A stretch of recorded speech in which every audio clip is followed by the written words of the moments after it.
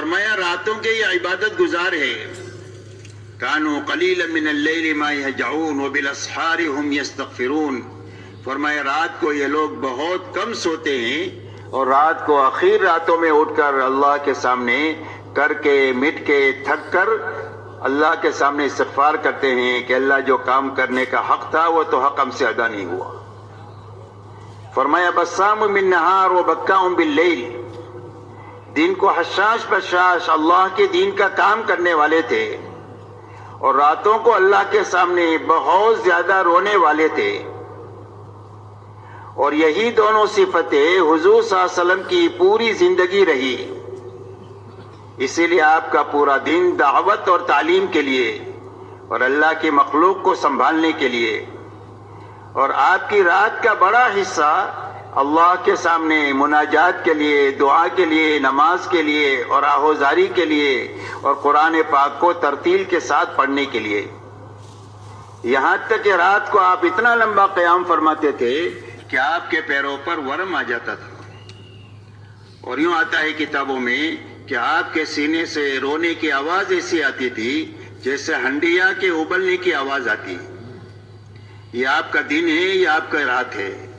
اور یہی دونوں چیزیں آپ کے مجمع میں منتقل ہوئی. اور آپ نے حجاز میں کام کرتے ہوئے جب یہ مجمع بنایا تو یہ مجمع بات کو لے کر دنیا میں گیا اور اپنی قبریں دنیا میں بنائی. اور صحابہ کرام رضی اللہ عنہ مجمعین نے اپنے ہاتھوں تابعین کا مجمع بنایا.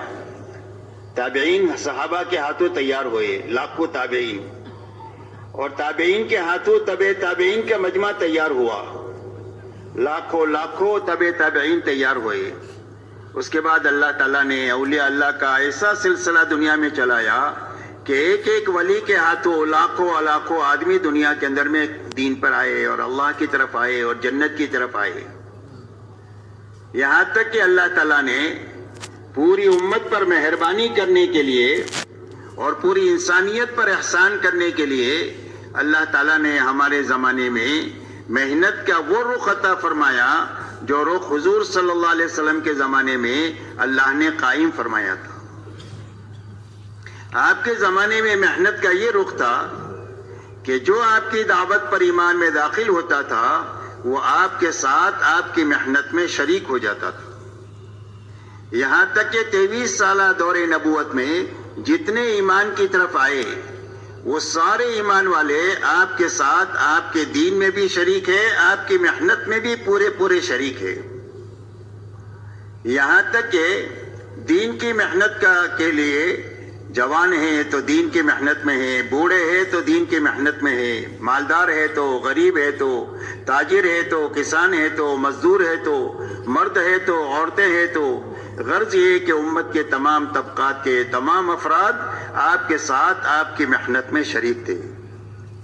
یہاں تک کہ ہر ایک کا جذبہ یہ تھا کہ ہمارا دین محفوظ رہنا چاہیے اور ہمارا دین دنیا میں پھیلنا اور پھولنا چاہیے اور دنیا کے ہر کچے پکے مکان میں یہ دین پہنچنا چاہیے تاکہ انسانیت تباہی سے بچ کر کے ہمیشہ کی آبادی کے اندر میں چلی جائے.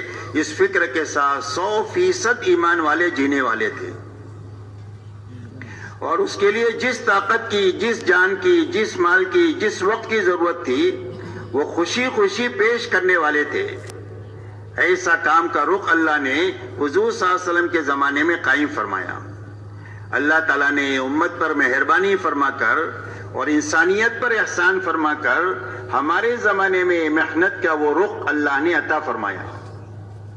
آپ دیکھیں اتنا بڑا مجمع پورے ملک کے اور پورے عالم سے یہاں پر جو آیا ہوا ہے صرف اللہ کے دین کے لیے آیا ہے اور کوئی غرض نہیں ہے یہاں پر آنے کی، نہ کچھ لینا ہے نہ کسی کو کچھ دینا ہے، صرف دین کے لیے آئے ہیں.